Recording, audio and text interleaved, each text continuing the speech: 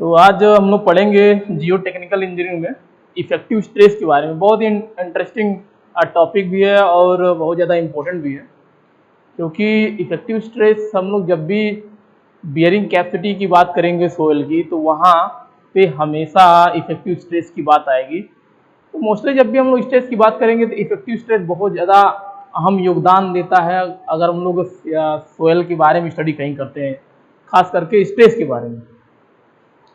उससे पहले एक टॉपिक हम लोग पढ़ना है, बल्किंग ऑफ सैंड। तो पहले बल्किंग ऑफ सैंड हम लोग कंप्लीट कर लेते हैं, उसके बाद आते हैं स्ट्रेस के ऊपर। तो आपका है next topic bulking of sand. तो बल्किंग ऑफ सैंड हम लोग बहुत सारे सब्जेक्ट में स्टडी करते हैं, कंक्रीट सीमेंट पढ़ते हैं, तो वहाँ भी बल्किंग ऑफ सैंड के बारे में हम लोग पढ़ते हैं। तो एक बार देख लेते हैं बल्किंग ऑफ सैंड होता क्या है। बल्किंग ऑफ सैंड, तो बल्किंग ऑफ सैंड में याद क्या रखना है कि जो सैंड हम लोग बोल रहे हैं, वर्ड सैंड, अगर ये सैंड ड्राई स्टेट में है, ड्राई सैंड है, तो जैसे ये ड्राई सैंड अब वाटर के कांटेक्ट में आएगा, वाटर के कांटेक्ट में आएगा, इसके कांटेक्ट में आता है, तो जो ड्राई सैंड है वो वेट कंडीशन में आने लगेगा, यानी मॉइस्ट होने लगता है। क्या होने लगेगा? मॉइस्ट या वेट कंडीशन में आने लगेगा। जब मॉइस्ट या वेट कंडीशन में आता है तो इसकी जो वॉल्यूम है, जो ओवरऑल वॉल्यूम होगा, वह इंक्रीज करने लगता है।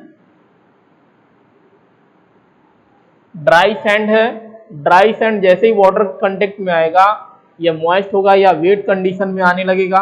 यानी कहने का मतलब यह है, जो सैंड सॉइल है उसका जो खुद का पोर या वॉइड है, वॉइड में जैसे ही वाटर जाएगा तो वॉल्यूम, ओवरऑल जो वॉल्यूम है वह इंक्रीज होने लगता है। ओवरऑल जो वॉल्यूम होगा वह इंक्रीज होने लगेगा, और इंक्रीज यानी पहले की जो स्टेट होगी, पहले की जो वॉल्यूम होगी, यहाँ पे जो वॉल्यूम V1 है और यहाँ पे हम लोग मार रहे हैं वॉल्यूम जो इंक्रीज होने के बाद V2, तो कम से कम 3 गुना से ज़्यादा ही बढ़ जाता है। यानी जो V2 है, अब V1 के से अगर हम लोग कंपेयर करें तो 3 गुना से भी ज़्यादा बढ़ जाता है वैल्यू। यानी पहले वॉल्यूम जो V1 हम लोग लेके चल रहे हैं उसके कंपेयर बहुत ज़्यादा बढ़ जाता है। तो वॉल्यूम इंक्रीज होने को, जब ड्राई सैंड वाटर कंटेक्ट में आता है और इसकी वॉल्यूम इंक्रीज होती है, तो इस वॉल्यूम की इंक्रीज होने को हम लोग बोलते हैं बल्किंग ऑफ सैंड। इसी वॉल्यूम इंक्रीज होने को हम लोग बोलते हैं बल्किंग ऑफ सैंड। तो जो ये इंक्रीज हो रहा है volume with contact of water, इसी को हम लोग बोलते हैं bulking of sand, bulking of sand. तो एक्चुअल में होगा क्या कि वॉइड के अंदर ही वाटर जाएगा और वॉइड की वॉल्यूम को इंक्रीज करता है।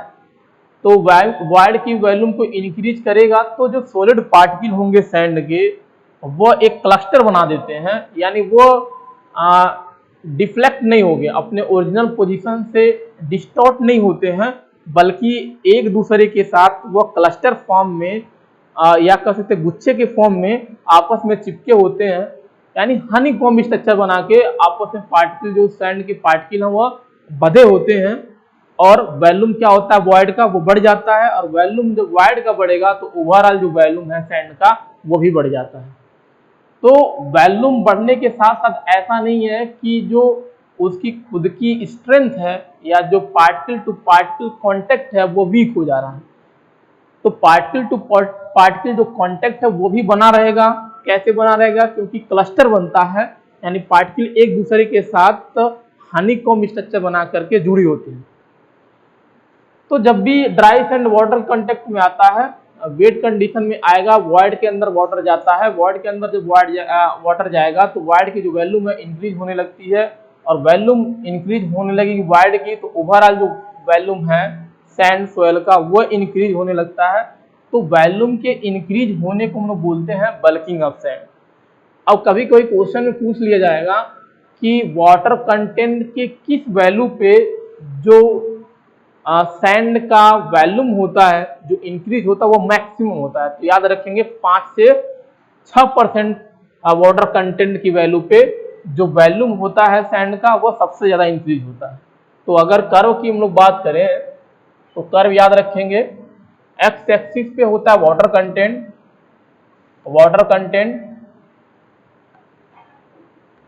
तो वाटर कंटेंट परसेंटेज में, और वाई एक्सिस पे हम लोग लेके चलेंगे इंक्रीज वॉल्यूम,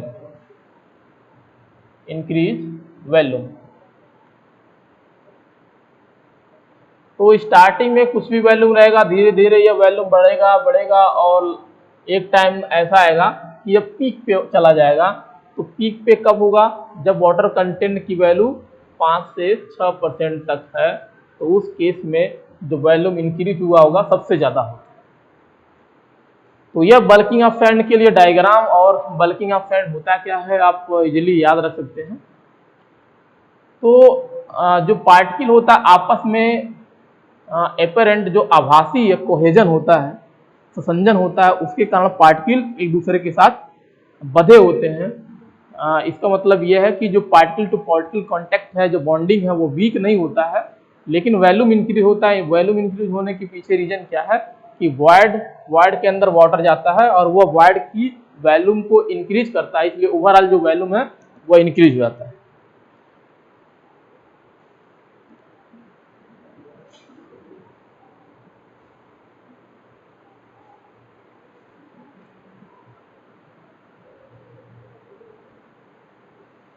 तो नेक्स्ट टॉपिक हम लोग देखेंगे स्ट्रेसेस इन द सॉइल। तो सेकंड टॉपिक कर सकते हैं सेकंड यूनिट का stresses in the soil.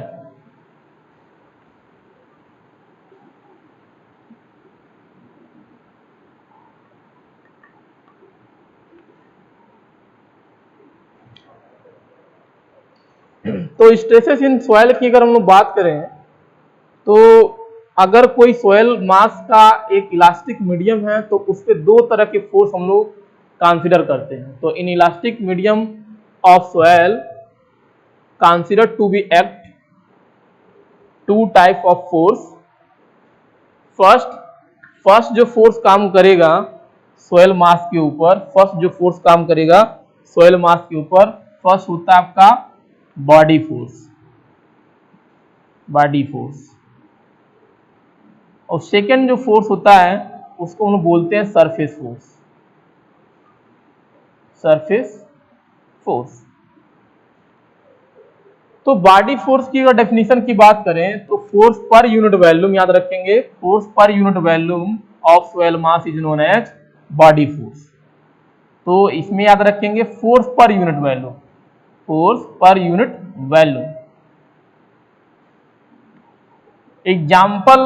Example क्या होगा? एग्जाम्पल जैसे मैग्नेटिक फोर्स, और क्या हो सकता है सीपेज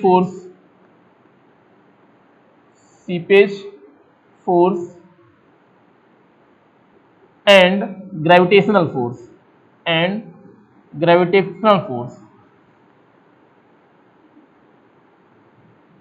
तो all these forces known as body force etc. Surface force का अगर हम लोग डेफिनेशन की बात करें तो यह होता है फोर्स पर यूनिट सरफेस एरिया। यानी अगर सॉलिड कोई पार्टिकल है सॉइल का, तो जो उसकी सरकमफ्रेंस एरिया है, अगर उस सरकमफ्रेंस पे कोई फोर्स काम कर रहा है, एक्ट कर रहा है, तो उसे हम लोग बोलते हैं सरफेस फोर्स। यानी कांटेक्ट पे काम कर रहा कोई फोर्स तो उसे हम लोग बोलते हैं सरफेस फोर्स। तो फोर्स पर यूनिट सरफेस एरिया, याद रखेंगे सरफेस एरिया रहेगा। तो एग्जांपल जैसे इसी के बारे में हम लोग पढ़ेंगे सरफेस फोर्स के बारे में, जैसे पोर वाटर प्रेशर हो गया, इफेक्टिव स्ट्रेस हो गया, कांटेक्ट प्रेशर हो गया। तो इसमें एग्जांपल याद रखेंगे जैसे कांटेक्ट प्रेशर, कांटेक्ट फोर्स कर सकते हैं। तो कांटेक्ट फोर्स हम लोग बहुत रेयरली यूज करते हैं। जब भी कांटेक्ट प्रेशर की बात, हमेशा प्रेशर आएगा, प्रेशर आता है, प्रेशर स्ट्रेस आता है, और इफेक्टिव स्ट्रेस या फोर्स, और पोर वाटर वाटर प्रेशर। तो ये सारे ऐसे फोर्स या स्ट्रेसेस होते हैं जो सरफेस पे एक्ट करते हैं, जो सरफेस पे एक्ट करेंगे।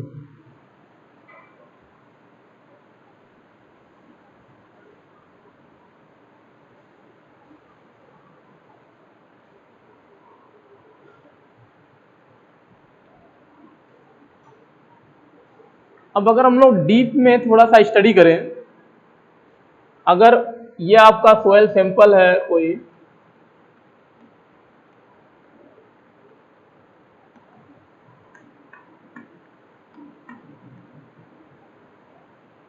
ये सोयल मास है कोई, तो soil sample, soil mass same.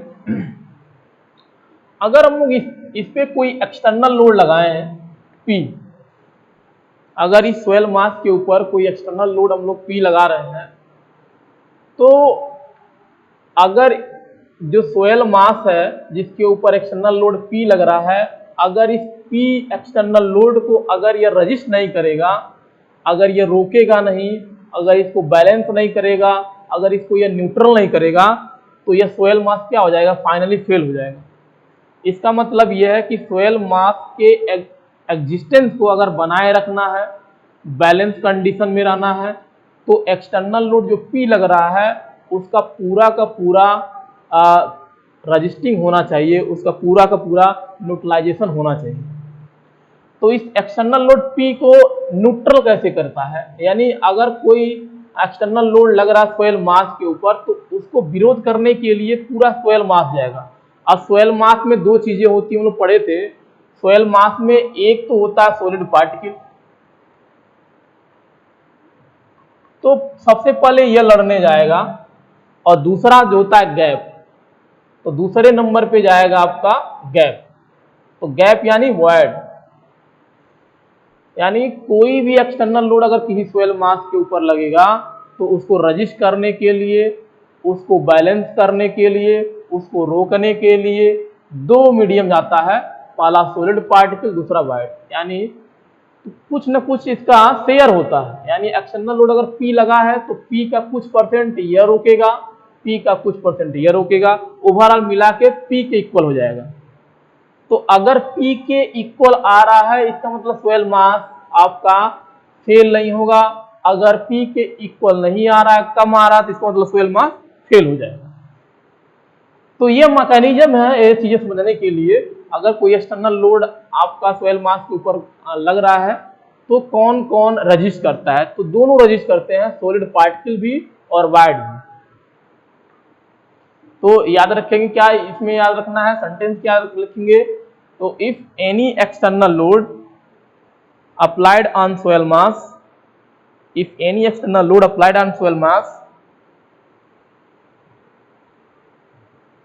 is resisted by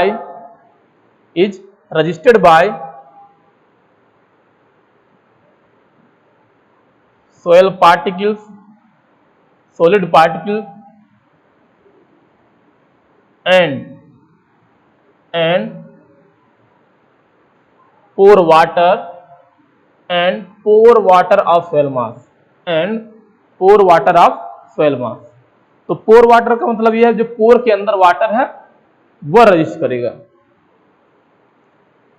दूसरा, अगर हम लोग कोई टेक्निक या कोई मैकेनिज्म स्टडी करने जा रहे हैं, सपोज करिए अगर इस पर्टिकुलर कोई गिवन सेक्शन है, यहां मान लीजिए कोई सेक्शन एक्स कोई सेक्शन हम लोग ले रहे हैं, तो एक्स सेक्शन पे अगर हम लोग निकालना है टोटल स्ट्रेस, अगर हमें निकालना है टोटल स्ट्रेस कितना एक्ट कर रहा है, तो टोटल स्ट्रेस का मतलब क्या है, टोटल स्ट्रेस का मतलब होगा फोर्स पर यूनिट एरिया। टोटल स्ट्रेस का मतलब क्या हो जाएगा, फोर्स पर यूनिट एरिया।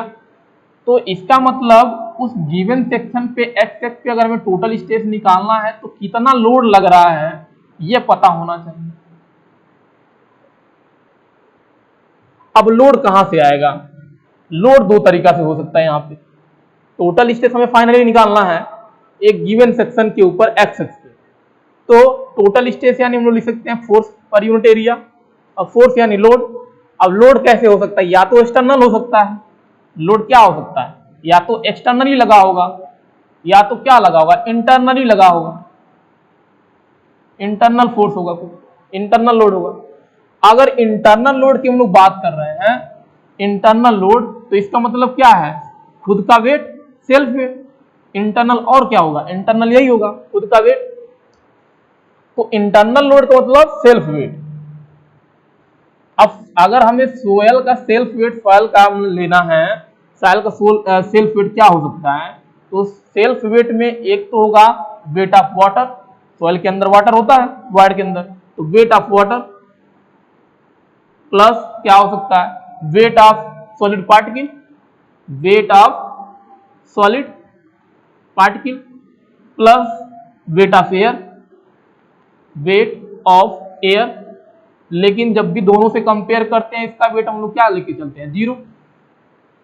तो इंटरनल लोड में सेल्फ वेट आएगा, और एक्सटर्नल लोड में क्या आएगा, एक्सटर्नल लोड में आता है जिसको हम लोग बोलते हैं सरचार्ज, लिखते हैं टेक्निकल वर्ड में सरचार्ज, सरचार्ज बोलते हैं, या इसी को हम लोग बोलते हैं ओवर बर्डन प्रेशर, या इसी को हम लोग बोलते हैं ओवर बर्डन लोड। लोड हम लोग लोड की बात कर रहे हैं तो लोड में लेके चलेंगे, ओवर बर्डन लोड।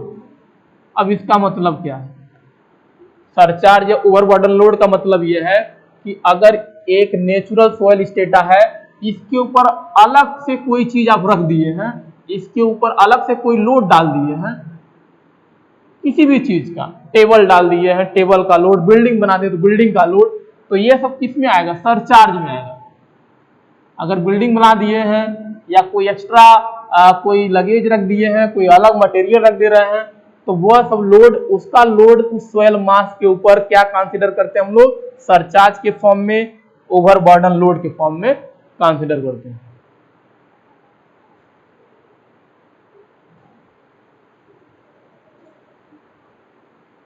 तो इसका मतलब यह है कि किसी पर्टिकुलर गिवन सेक्शन के अबाउट टोटल स्ट्रेस हमें निकालना है सोयल मास से, तो इसका मतलब क्या आएगा, load per unit area. Load दो तरीका से हो सकता है, या तो एक्सटर्नल हो सकता है या तो इंटरनल हो सकता है। अगर इंटरनल लोड की बात करेंगे तो केवल ये वर्ड आएगा, और एक्सटर्नल अगर बात करेंगे तो उसके अंदर ये होगा सरचार्ज। तो दोनों कंसीडर करेंगे, अगर दोनों लगा है तो दोनों कंसीडर होगा, एक लगा है तो एक कंसीडर होगा। इंटरनल कभी भी 0 नहीं होगा, इंटरनल कभी भी not equal to 0, not equal to 0, ये 0 नहीं होगा, ये वाला पोर्शन, ये 0 हो सकता है, may be equal to 0, may be equal to 0। अब 0 क्यों होगा, जब एक्सटर्नल लोड लगा ही नहीं होगा सोयल मास के ऊपर तो ये 0 लेंगे, लेकिन इंटरनल में हमेशा सोयल होगा। हम लोग जब भी सोयल की बात करेंगे, यानी जब भी टोटल स्ट्रेस निकालना है तो कहाँ निकालना है, सोयल मास पे, तो इंटरनल वाला टर्म 0 नहीं हो सकता, ये 0 हो सकता है।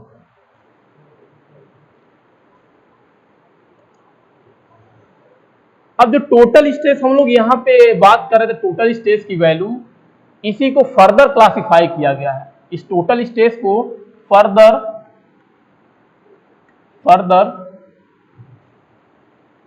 डिवाइड किया गया है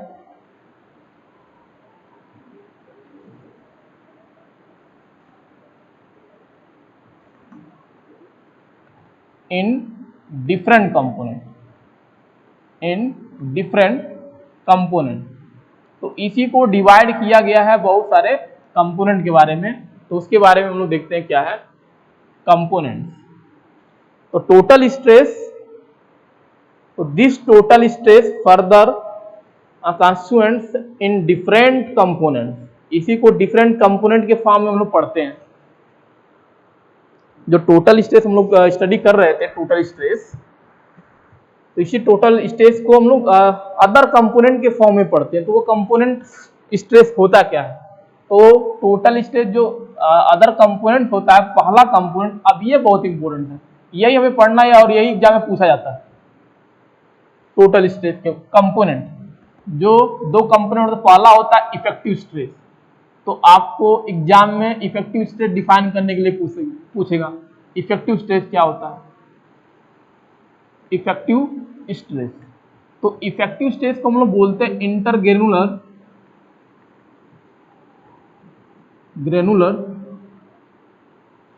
स्ट्रेस भी बोलते हैं। सेकंड होता है आपका pore water pressure, very very important topic. Total stress further constituent in different component, first is effective stress and second pore water pressure. हाँ, it is also known as neutral pressure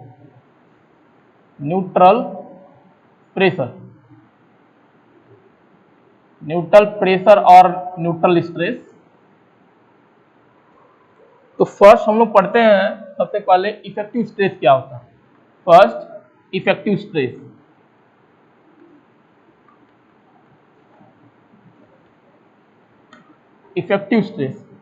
तो effective stress को हम लोग बोलते हैं intergranular pressure ही बोलेंगे, intergranular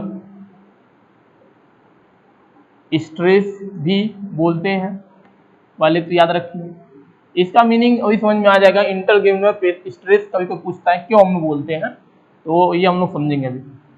इसको हम लोग डिनोट करते हैं सिग्मा डैश से, या इससे हम लोग डिनोट करते हैं सिग्मा बार से। तो दोनों नोटेशन आपको मिलेगा बुक में। अब डेफिनेशन देखते हैं होता क्या है। तो इफेक्टिव स्ट्रेस क्या होता है कि ऐसी स्ट्रेस जो पार्टिकल टू पार्टिकल, यानी जो सोयल मास होता है उसमें पार्टिकल होता है, सॉलिड पार्टिकल होता है। तो अगर कोई स्ट्रेस पार्टिकल टू पार्टिकल लग रहा है, पार्टिकल टू पार्टिकल ट्रांसफर हो रहा है, यानी जब हम लोग कोई एक्सटर्नल लोड लगाएं और एक्सटर्नल लोड लगाने के बाद यानी कोई भी हम लोग डिस्टर्बेंस क्रिएट किए सोयल मास के ऊपर, अगर कोई स्ट्रेस पार्टिकल से पार्टिकल ट्रांसफर हो रहा है, पार्टिकल से पार्टिकल लग रहा है, तो उस स्ट्रेस को हम लोग बोलते हैं इफेक्टिव स्ट्रेस। यानी इट इज डेफिनेशन की अगर बात करें तो it is stress which is being transfer, it is stress which is being transfer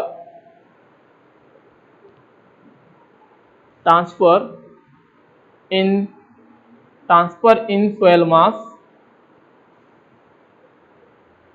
soil mass grain to grain।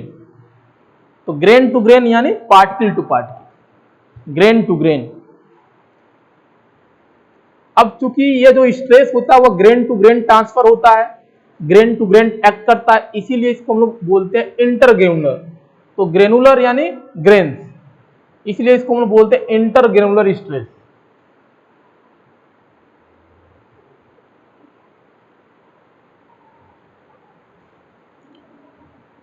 तो this stress tends to force, this stress tend to force grain come into closer state of contact।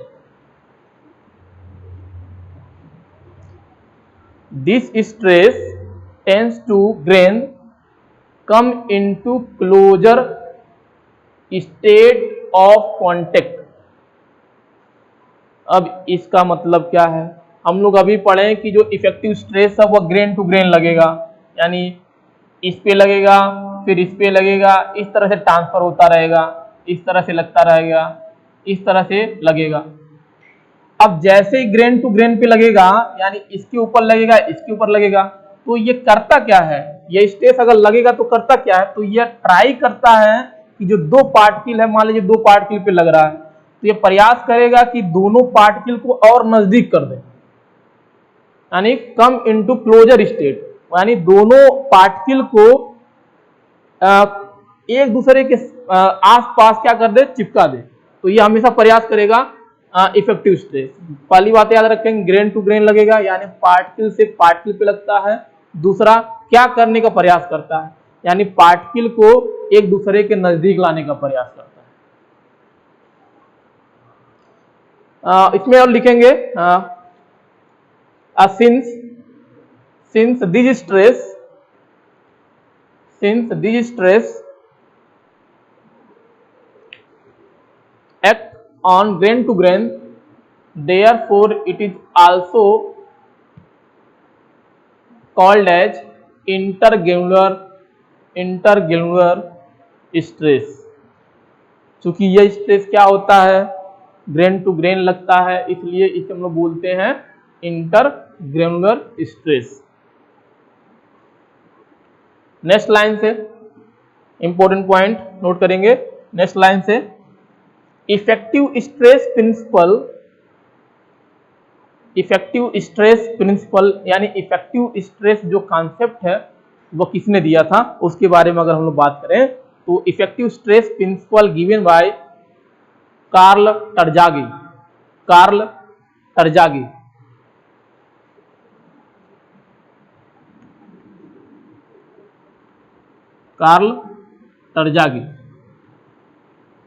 इन्होंने effective stress के बारे में deep में study किया था और effective stress को बताया था कि एक स्ट्रेस काम करता है सोयल मास के अंदर जो ग्रेन टू ग्रेन लगता है, ग्रेन टू ग्रेन ट्रांसफर होता है और पार्टिकल को एक दूसरे के नजदीक लाने का प्रयास करता है। तो effective stress principle given by Karl Terzaghi which is valid for saturated soil। यानी जब भी हम लोग इफेक्टिव स्ट्रेस की बात करते हैं, डिफाइन करते हैं, तो मैक्सिमम उस स्टेट में जो सोयल का कंडीशन होना चाहिए वह सेचुरेटेड होना चाहिए, वैलिड फॉर सेचुरेटेड सोयल। यानी इफेक्टिव स्ट्रेस अगर हम लोग डिफाइन कर रहे हैं तो जो सोयल का नेचर होना चाहिए सेचुरेटेड होना चाहिए।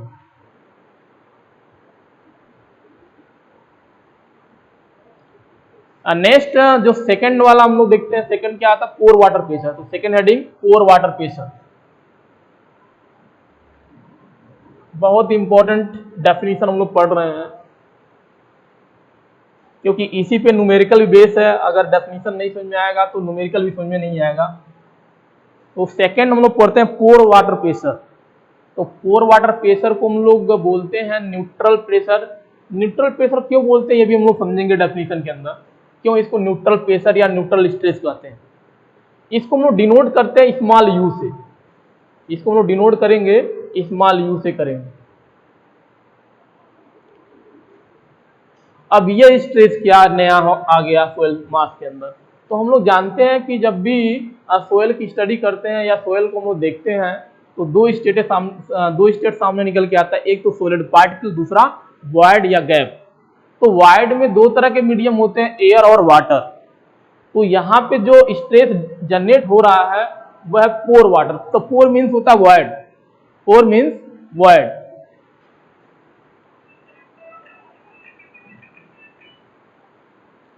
पोर मीन्स वॉइड। तो ये नया कुछ वर्ड नहीं है, इसके बारे में लोग जानते हैं पहले से, ये वॉइड होता है। अब वॉइड के अंदर दो तरह के मीडियम होते हैं, एक तो होता है एयर, दूसरा होता है आपका वाटर। तो अगर कोई स्ट्रेस जो पोर के अंदर वाटर है उससे जनरेट हो रहा है तो उसी को हम लोग बोलते हैं पोर वाटर प्रेशर।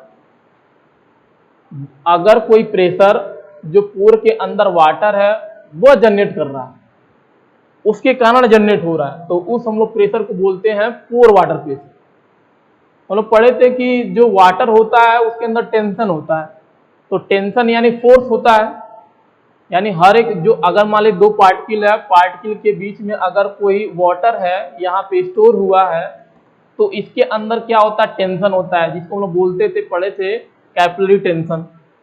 तो कैपिलरी टेंशन इसमें है और ये टेंशन अगर लग रहा है तो हमेशा क्या करता है कि दोनों पार्टिकल को एक दूसरे के नजदीक लाने का प्रयास करता था।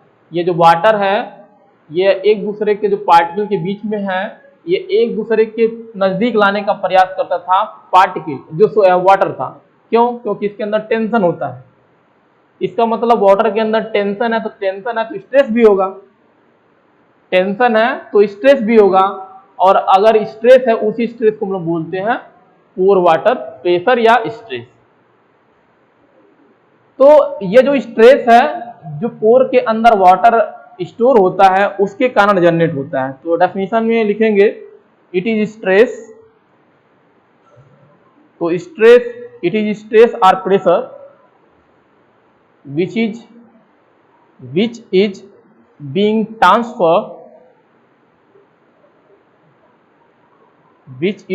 transferred by pore water.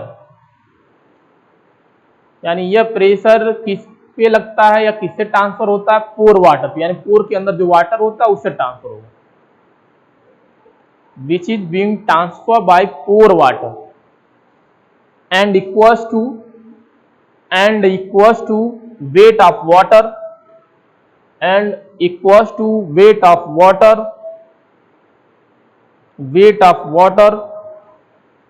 above the considered level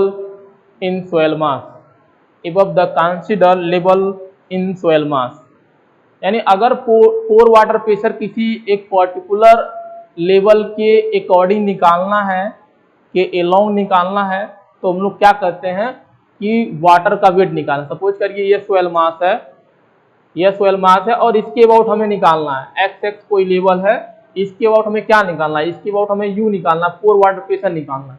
तो करते क्या है, इसके ऊपर जो वाटर का वेट है वो निकाल दीजिए आंसर। इसके ऊपर जो वाटर का वेट है उसी के इक्वल होता है u।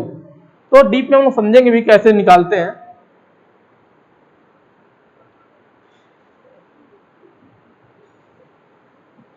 नेक्स्ट लाइन से इसमें लिखेंगे पोर वाटर के प्रेशर के। तो pore water pressure act on pore water pressure act on grain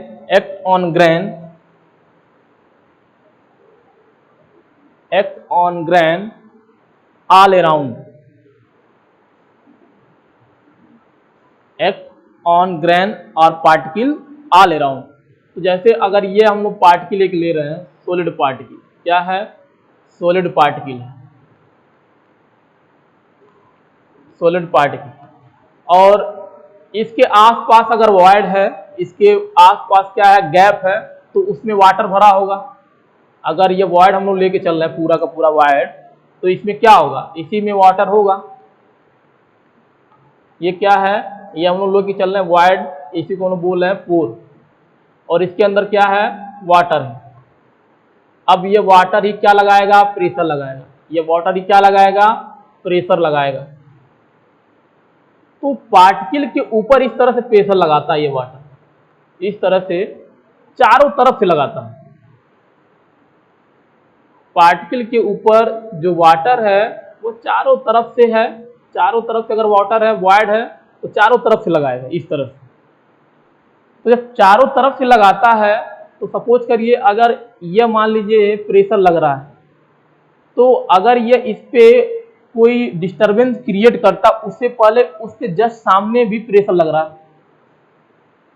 तो ओवरऑल होता क्या है? न्यूट्रल हो जाता है आपस में ही लग के। इसलिए इसे हम लोग बोलते हैं न्यूट्रल प्रेशर, क्योंकि यह ऑल अराउंड लग रहा है, यूनिफॉर्मली लगता है। वाटर के कारण किसी पार्टिकल के ऊपर यूनिफॉर्मली चारों तरफ से लग रहा है, तो इफेक्ट नहीं कर पाता, इसलिए हम लोग इसे बोलते हैं न्यूट्रल प्रेशर। तो water pressure act on grain all around, therefore it is also known as neutral pressure or neutral stress।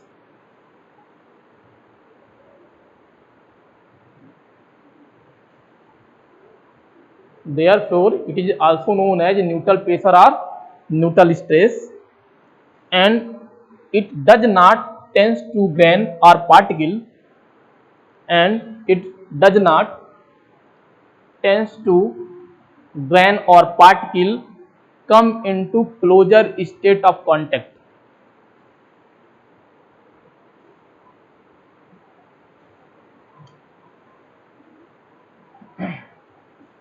and it does not tends to grain or particle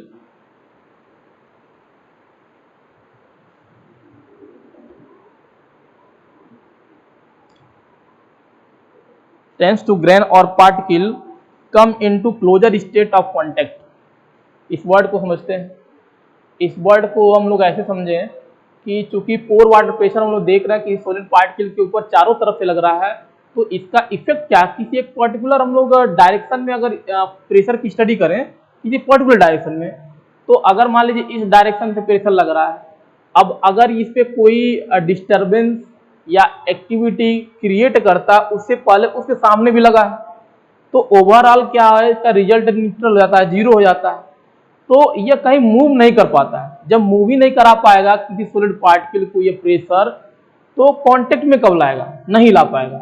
इसलिए जो पोर वाटर प्रेशर है वो particle को एक दूसरे के नजदीक लाने का प्रयास नहीं करता है। क्यों? क्योंकि ओवरऑल जो प्रेशर है उसकी वैल्यू क्या है, न्यूट्रल, जीरो।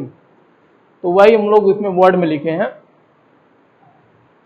और नेक्स्ट लाइन से एक नोट करके लिखेंगे, note pore water pressure U taken as pore water pressure U small u taken as zero, taken as zero when it is equals to atmospheric pressure, taken as zero when it is equals to atmospheric pressure। यानी अगर soil के अंदर void में जो water है वह atmospheric pressure के contact में आ जाएगा, तो उसके कारण जो पोर वाटर प्रेशर की वैल्यू होगी उसे हमेशा हम लोग क्या लेंगे, जीरो। तो pore water pressure taken as zero when it is equal to atmospheric pressure. तो इतना याद रखेंगे। कैलकुलेशन हम लोग करेंगे, न्यूमेरिकल करेंगे तो चीजें और बेटर समझ में आएगी। अब हम लोग टोटल स्ट्रेस स्टार्टिंग में लेके चल रहे थे वर्ड, और टोटल स्ट्रेस के अंदर टोटल स्ट्रेस के दो कंपोनेंट हम लोग पढ़ लिए। इसका मतलब यह है कि पहले क्या था, पहले हम लोग एक ही वर्ड सुने थे, टोटल स्ट्रेस। किसी सोयल मास के लिए यह वर्ड सुने थे, टोटल स्ट्रेस। तो टोटल स्ट्रेस तो रहेगा ही कांस्टेंट, और टोटल स्ट्रेस को हम डिनोट करते हैं सिग्मा। और टोटल स्ट्रेस को ही बाद में हम लोग डिवाइड कर दिए और उसको दो कंपोनेंट के फॉर्म में पढ़े। पहला कंपोनेंट क्या था, इफेक्टिव स्ट्रेस। तो इफेक्टिव स्ट्रेस को हम लोग डिनोट करते हैं सिग्मा डैश से या सिग्मा बार से। दूसरा इसका जो कंपोनेंट था उसी को हम लोग बोलते हैं पोर वाटर प्रेशर, उसको हम लोग बोलते हैं पोर वाटर प्रेशर, और इसको हम लोग डिनोट करते हैं स्मॉल यू से। तो एक फार्मूला हो जाएगा, total stress equals to effective stress plus pore water pressure. Total stress equals to effective stress plus pore water pressure. तो अगर एक्सप्रेशन हम लोग लिखें तो sigma equals to sigma dash या sigma bar plus pore water pressure. तो ये formula है। और टोटल स्ट्रेस जो हम लोग निकाल रहे थे, स्टार्टिंग में जो पढ़े थे टोटल स्ट्रेस के बारे में, तो टोटल स्ट्रेस किसके कारण जनरेट होता है, अगर कोई सोयल मास न्यूट्रली पड़ा है तो उसके अंदर टोटल स्ट्रेस कैसे जनरेट होगा। तो उसके अंदर टोटल स्ट्रेस जनरेट होता है ड्यू टू सेल्फ वेट, यानी सोयल के खुद के वेट के कारण, सोयल के खुद के वेट के कारण टोटल स्ट्रेस जनरेट होता है। और किसके कारण जनरेट होता है, पढ़ चुके हम लोग। और जनरेट होता है due to overburden pressure, यानी अगर ऊपर से बाहर से कोई लोड आप लगा रहे हैं, कोई प्रेशर लगा रहे हैं सोयल मास के ऊपर, उसके कारण जो स्ट्रेस जनरेट होगा उसे हम लोग बोलते हैं टोटल स्ट्रेस। तो total stress equals to effective stress plus pore water pressure.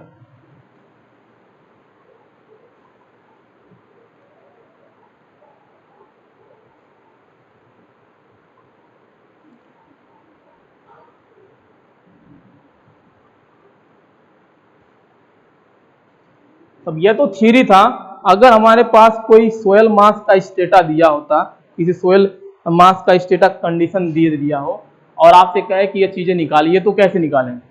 तो उसकी तरफ हम लोग अगर बढ़े तो देखें एग्जाम्पल के तौर पे एक जैसे दिया है आपका, ये सोयल स्टेटा दे दिया है, ये आपका सोयल स्टेटा दे दिया है, और यहाँ पे आपका ग्राउंड लेवल है, यहाँ पे क्या है, ग्राउंड लेवल,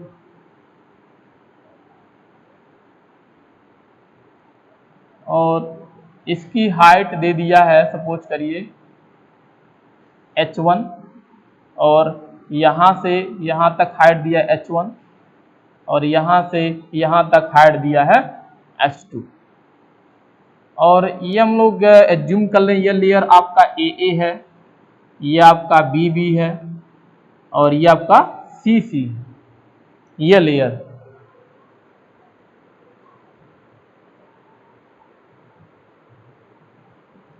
और हम लोग मान ले रहे हैं कि जो वाटर टेबल का पोजीशन है उस सोयल स्टेटा के अंदर, उस सोयल में बिल्कुल जो हम लोग डेली लाइफ में देखते हैं सोयल स्टेटा जो जिसपे हम लोग चल रहे हैं उसी का एग्जाम्पल लेके चल रहे हैं, वही स्टेटा है, कुछ नया नहीं है। जैसे हम लोग कहाँ पे, हम लोग यहाँ पे हैं, यहाँ चलते हैं, और वाटर टेबल कहीं नीचे होगा, कुछ फुट नीचे होगा, ऐसे सब बोलते हैं 25 फुट नीचे है, 30 फुट नीचे है, तो इसका मतलब वाटर टेबल यहाँ पे हम लोग लेके चल रहे हैं, वाटर टेबल यहाँ पे है, तो वाटर टेबल ग्राउंड वाटर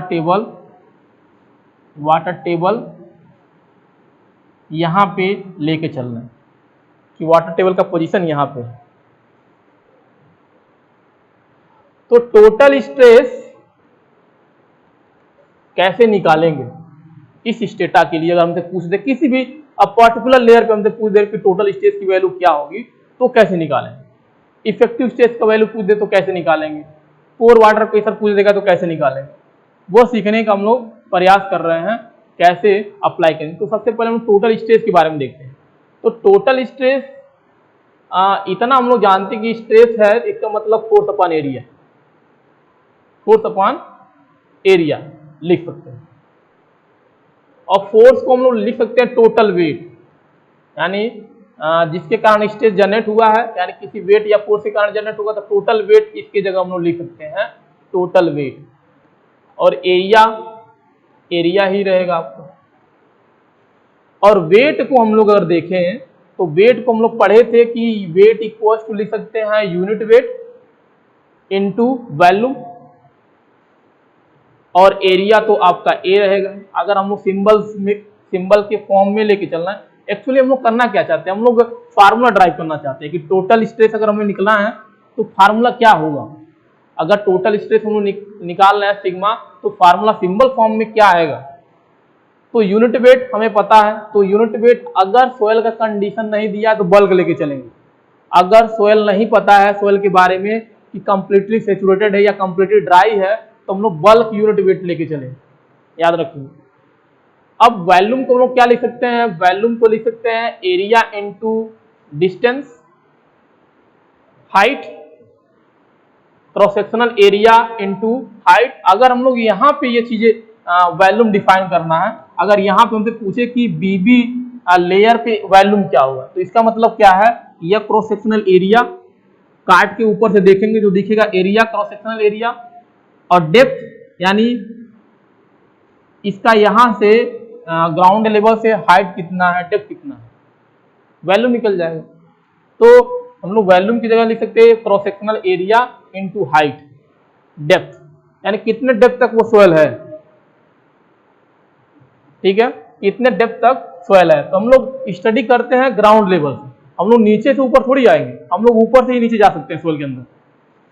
तो ऊपर से हम लोग देखते हैं कितना हाइट ले रहे हैं सोयल का, कितनी गहराई तक हम लोग स्टडी करना चाहते हैं, कितनी गहराई तक स्ट्रेस हमें चाहिए, तो ऊपर से चलेंगे। यानी अगर हमें यहां निकालना टोटल, तो ऊपर से कितना हाइट है, तो हाइट यानी जेड हम लोग लेके चलना है, एच भी आप लिख सकते हैं, डिवाइड बाई एरिया, तो एरिया से एरिया कैंसिल हो।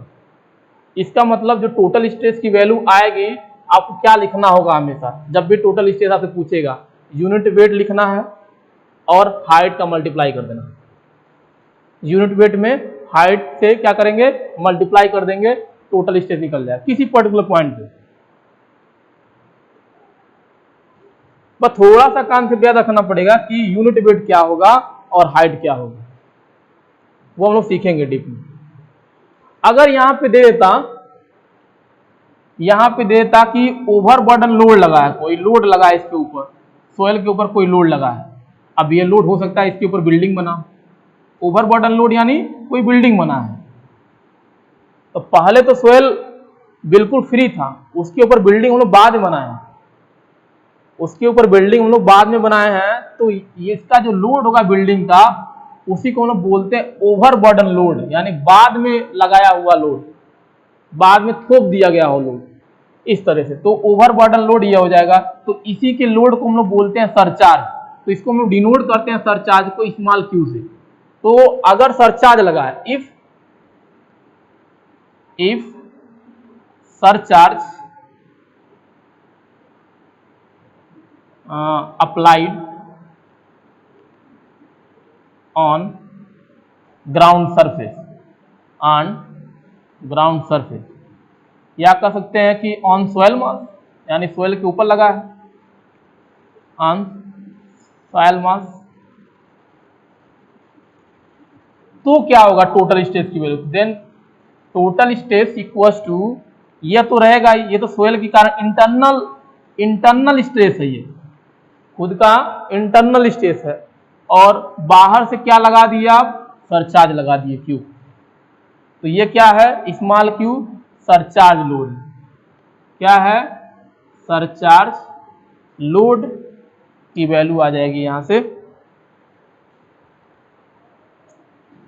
सरचार्ज लोड या सरचार्ज प्रेशर कह सकते हैं। तो ये डिपेंड करता है कि आप प्रेशर निकालना है कि लोड निकालना है। तो यह इक्वेशन वहां पे कंसीडर करेंगे अगर सरचार्ज लगा है तो। अब हमसे अगर पूछ ले पोर वाटर प्रेशर निकालिए, तो कैसे निकालेंगे। पोर वाटर प्रेशर अगर निकालना है तो कैसे निकालेंगे।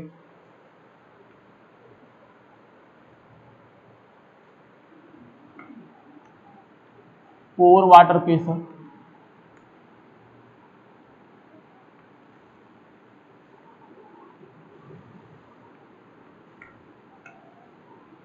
तो पोर वाटर प्रेशर अगर कहीं भी निकालना है, अब क्या करेंगे, वाटर प्रेशर, पोर वाटर प्रेशर, हमेशा जो प्रेशर की वैल्यू है वाटर कारण होगा। तो इसमें जो यूनिट वेट यूज करेंगे हमेशा वाटर का, बिल्कुल फिक्स है, बहुत सिंपल है। देखिए हम लोग जो सॉल्व किए थे, तो स्ट्रेस की वैल्यू क्या आएगा, हमेशा जब स्ट्रेस निकालेंगे तो उसमें यूनिट वेट और हाइट का मल्टीप्लाई करना होगा, यूनिट वेट और हाइट का मल्टीप्लाई करना होगा।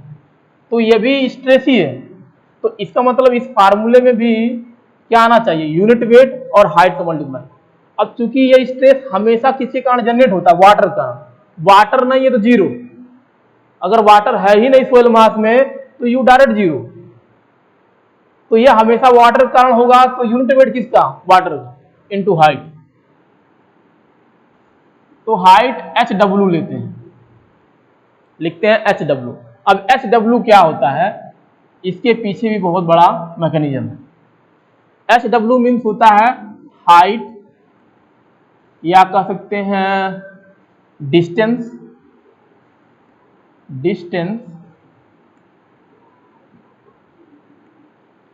From water table.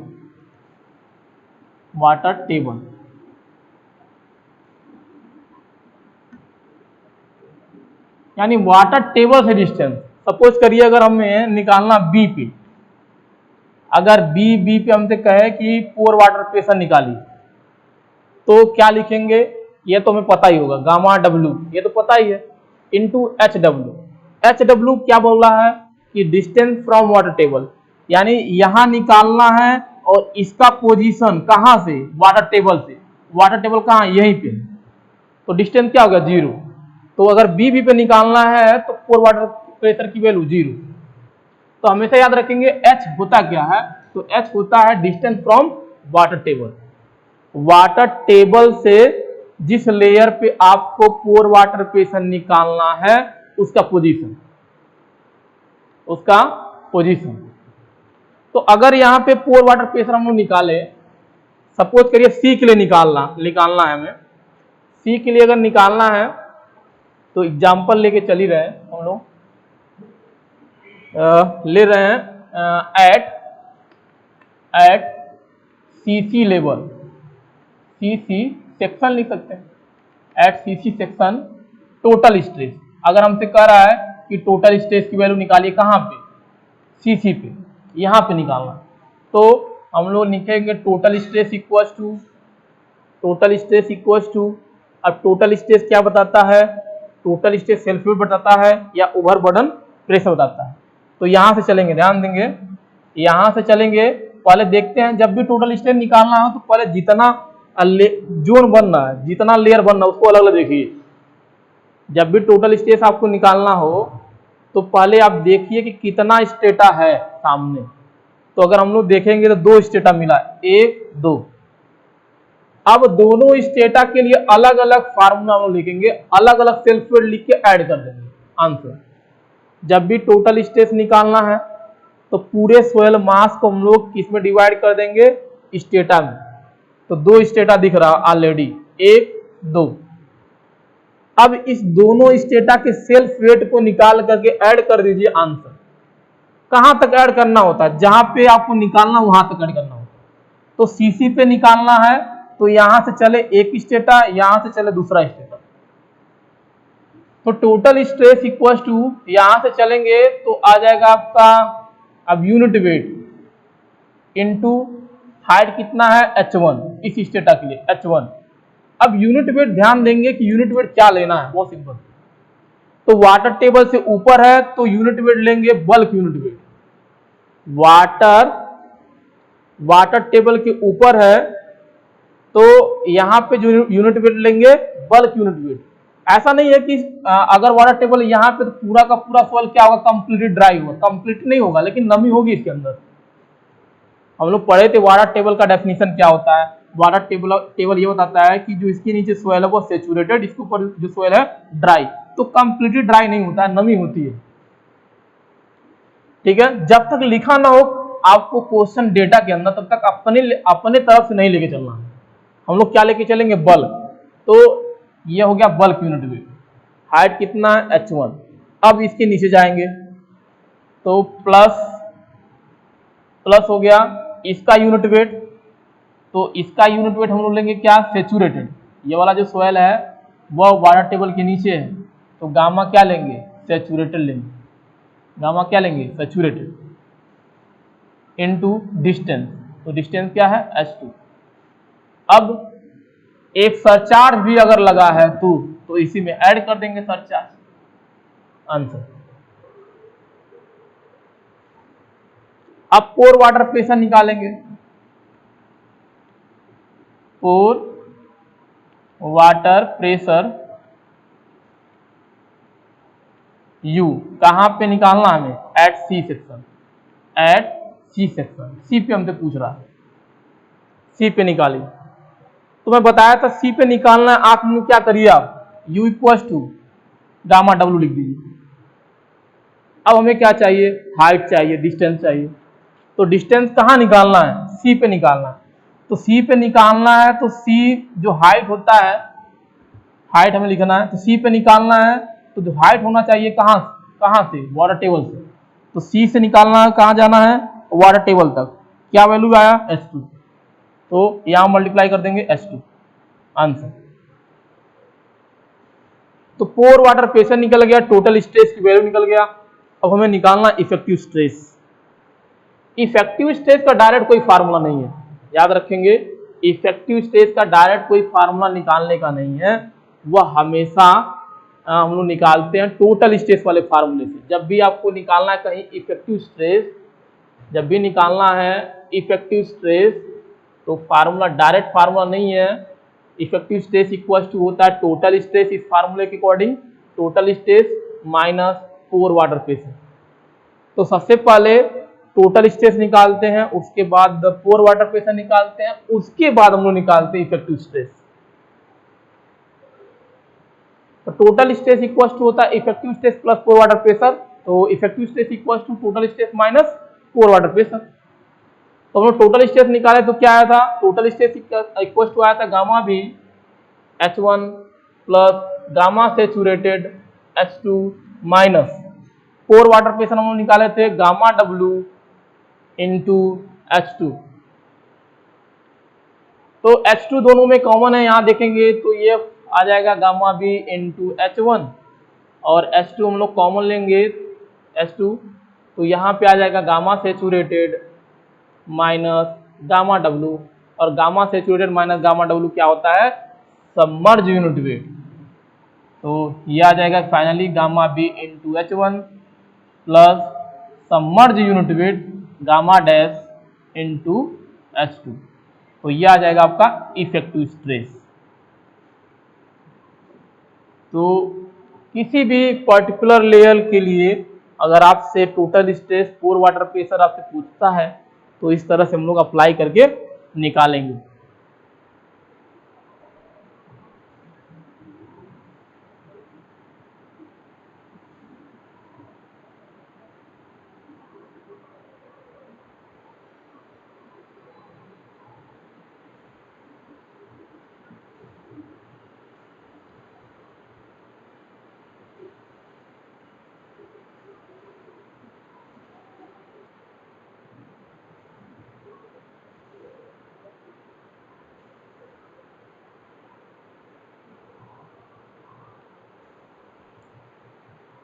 तो अगर हमसे पूछेगा क्वेश्चन कैसे पूछेगा, एक तो क्वेश्चन बनेगा आपका इस टॉपिक पे यानी इफेक्टिव स्ट्रेस पोर वाटर प्रेशर और टोटल स्ट्रेस।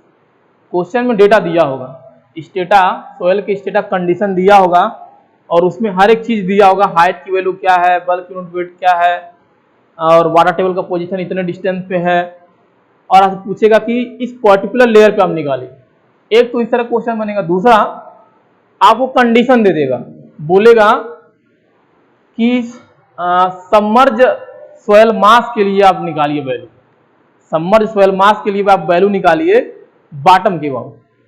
तो हम लोग क्या पढ़ने वाले हैं, हम लोग कंडीशन ही पढ़ने वाले हैं। तो बहुत सारे कंडीशन या कह सकते हैं केस स्टडी दिया गया है अलग अलग केस के लिए। जैसे केस क्या है, केस आपका जैसे आपको हम लोग बोल रहे हैं कि वाटर टेबल अगर ग्राउंड लेवल पे है तो ये एक केस हो गया। हम लोग बोले कि अगर वाटर टेबल का पोजीशन ग्राउंड लेवल पर ही है तो ये भी एक केस हो गया। तो उस केस में इफेक्टिव स्ट्रेस की वैल्यू, पोर वाटर प्रेशर की वैल्यू और टोटल स्ट्रेस की वैल्यू हम निकालिए, तो ये केस हो गया। तो इस तरह से केस फॉर्म में हम लोग स्टडी करते हैं। तो आज के लिए हम लोग यहीं पे एंड करते हैं सेशन, और अगले टर्म से हम लोग पढ़ेंगे केस स्टडी, अलग अलग केस के लिए हम लोग कैसे फाइंड आउट करते हैं स्ट्रेसेस के बारे में। आज के लिए इतना ही, थैंक यू वेरी मच।